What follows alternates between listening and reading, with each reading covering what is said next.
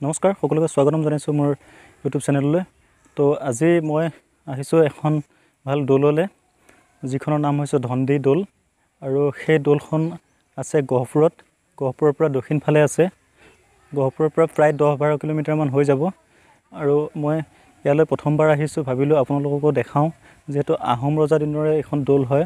তো আপোনালোকে চাই ভাল পাব। দৌলখন মই আপোনালোকক ওচৰৰ পৰা দেখাম, আপোনালোকে ভিডিঅ'টো সম্পূৰ্ণকৈ চাই যাওক।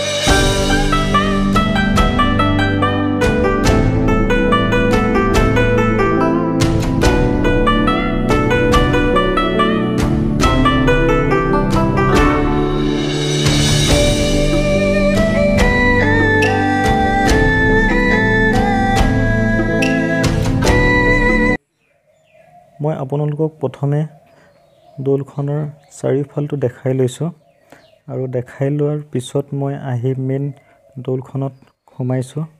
আপোনালোকে চাওক, আহোম ৰজাৰ দিনৰ এখন দৌল। আহোম ৰজাই এই দৌলখনত পূজা কৰিছিল, যিহেতু এখন শিৱ দৌল হয়। তো চাওক আপোনালোকে, মই আহি আছোঁ, মাজত সোমাই আপোনালোকক দেখাম। চাওকচোন কিমান বহলকৈ ৱালবোৰ গাঁঠিছিল চাৰিওফালৰ।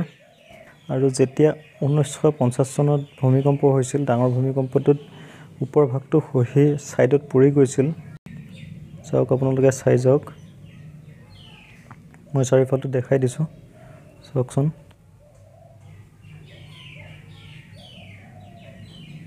এই আগফালটো দেখাইছোঁ মই, মাজত আহি মই আপোনালোকক আগফালটো দেখাই দিছোঁ। চাওক কিমান ধুনীয়া পৰিৱেশ। আহিব আপোনালোকে ইয়ালৈ এবাৰ, চাওকচোন। আহোম ৰজাৰ দিনৰ যিবোৰ ইটা, সেই ইটাবোৰ আপোনালোকে চাওকচোন কিমান বহল হ'ব পাৰে। চাওক আপোনালোকে, মই ভালকৈ দেখুৱাই দিছোঁ আপোনালোকক দৌলখন। চাওক আপোনালোকে দেখিছে আহোম ৰজাৰ সম্পত্তিসমূহ আজিলৈকে কিমান সুন্দৰ কৰি ৰাখিছে, কিমান এটা পৰিষ্কাৰ ঠাই। চাওক আপোনালোকে, ইয়াৰ যিটো চাৰিওফাল, সেই চাৰিওফালে দৌলখনৰ ছাইডত পাৰ্ক বনাই দিছে চাৰিওফালটো। তো পাৰ্কৰ মাজে মাজে সুন্দৰ সুন্দৰ ফুলৰ গছ আছে, আপোনালোকে দেখিছে হয়তো। আহিব ইয়ালৈ এপাক। মই দৌলখনৰ ছাইডৰ পৰা দেখাবলৈ আপোনালোকক চেষ্টা কৰিছোঁ। চাওক এনেকুৱা আকৃতিৰ হয়। মই এই শিৱদৌলখনৰ বিষয়ে আৰু অধিক ইয়াৰে স্থানীয় ভাইটি কেইজনমানৰ পৰা জানিম। আপোনালোকে ভিডিঅ'টো চাই যাওক, তেখেতলোকেনো কি কয় আৰু কেনে লাগে ইয়ালৈ আহি, তেখেতলোকে ক'ব। আপোনালোকে চাই যাওকচোন। তো মোৰ লগত আছে লোকেল ল'ৰা, মানে মোৰ ভাইটিয়ে হ'ব। তো ভাইটিয়ে ক'ব ইয়াৰ বিষয়ে। আমিতো নতুন, ইয়াত অহা নাই কেতিয়াও। তো ইয়াৰ বিষয়ে ক'বলৈ অলপ অসুবিধা হ'ব, সেইটো এতিয়া ইয়াৰ বিষয়ে ক'ব দুআষাৰ। এইটো কেতিয়া প্ৰতিষ্ঠা হৈছিল ভাইটি, তুমি পাৰিবানে ক'ব? এইটো প্ৰতিষ্ঠা আহোম যুগতে হৈছিল। আহোম যুগতে হৈছিল, মানে এনেকুৱা যে কণ্ডিশ্যন হৈছে, আমি দেখিছোঁ ভাগি আছে এইটো। কিয় ভাগিলে বা কেনেকৈ ভাগিলে কিবা গম পোৱা নেকি? এইটো 1950 চনৰ বৰভূমিকম্পত ভাগিছিলে বুলি গম পাইছোঁ। মানে কোন ৰজাৰ দিনত হৈছিল এইটো? এইটো দণ্ডি নামৰ ৰজা আছিলে, তেওঁৱে এইটো নিৰ্মাণ কৰিছিল আৰু বৰ ভূমিকম্পত ভাগি গৈছে মানে ধ্বংস হৈছে। তেতিয়াৰ পৰা একো ৰিপেয়াৰ কৰা হোৱা নাই মানে ন নাই হয়। শিৱদৌল আছিল নেকি এইটো হয় শিৱদৌলে আছে।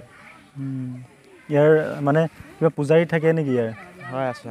হয় নেকি হয় দূৰ দূৰণিৰ পৰা মানুহ আহে নে ইয়ালৈ চাবলৈ হয় আহে। ঠিক আছে হ'ব আপোনালোকে চাই যাওক ভিডিঅ'টো মই আমাৰ চিনাকি ভাইটিৰ পৰা আনিলোঁ আপোনালোকে চাই যাওক মই আৰু দেখাই আছোঁ পিছৰখিনি আপোনালোকে মোৰ বেক চাইডে যিটো দেখিছে সেইটো আপোনাৰ দৌলটো ওপৰত আছিল এইটো আপোনাৰ যেতিয়া ভূমিকম্প হৈছিল ওপৰৰ পৰা খহি ইয়াত পৰি গৈছিল আৰু যেতিয়া খহি পৰিলে আৰু কেতিয়াও তাক উঠোৱা নহ'ল এনেকৈ থাকিলে বছৰ বছৰ ধৰি আৰু আপোনালোকে আহিব চাব পাৰিব বহুত এটা মানে মুকলি ঠাই ইয়াতে পাৰ্ক বনাই দিছে চাৰিওফালে আপোনালোকে আহিলে দেখিব কি সুন্দৰ পৰিৱেশ আপোনালোকে চাওক মোৰ বেক চাইডত দেখিছে আপোনালোকে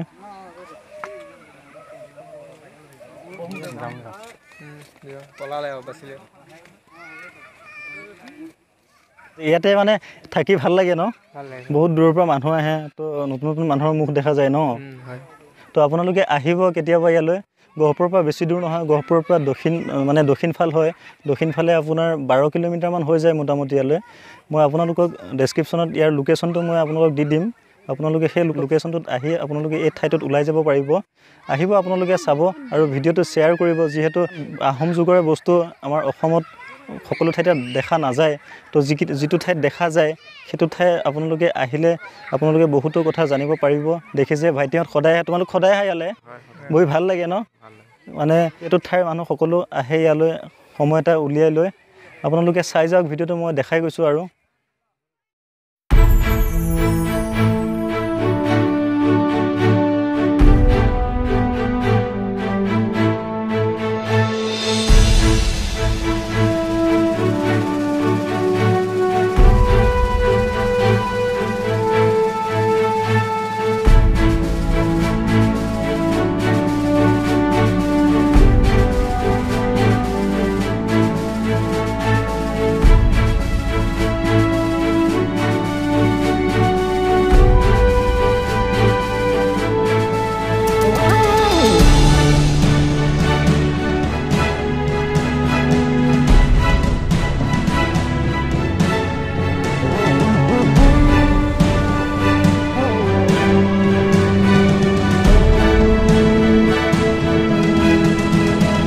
দেখিছে আপোনালোকে মোৰ পিছফালে ভিডিঅ'টো মই ইমানতে সামৰিব লাগিব আপোনালোকে ভিডিঅ'টো শ্বেয়াৰ কৰিব আৰু এনেকুৱা কিছুমান ভিডিঅ' পাই থাকিবলৈ মোৰ চেনেলটো ছাবস্ক্ৰাইব কৰি কাষত থকা ন'টিফিকেশ্যনটো বেলটো টিপি অল কৰিব তেতিয়া মই ভিডিঅ' দিয়াৰ লগে লগে আপোনালোকৰ মোবাইলৰ স্ক্ৰীণত পাই যাব ভিডিঅ'টো লগে লগে ঠিক আছে আহোঁ তেনেহ'লে এনেকৈ অলপ মানুহ আহিলে অলপ সহায় কৰি দিবা কাৰণ নতুন মানুহ আহিব ন এইটো বহুত পুৰণি ঠাই হয় তো নতুন মানুহ আহিলে দুটা কথা নাজানিবও পাৰে তোমালোক থাকিলে সহায় কৰি দিবা ন ভাল লাগিব মানুহেতো চাবলৈ আহিব ন ইমান দূৰৰ পৰা ঠিক আছে তেনেহ'লে আজিলৈ আহিছোঁ বাই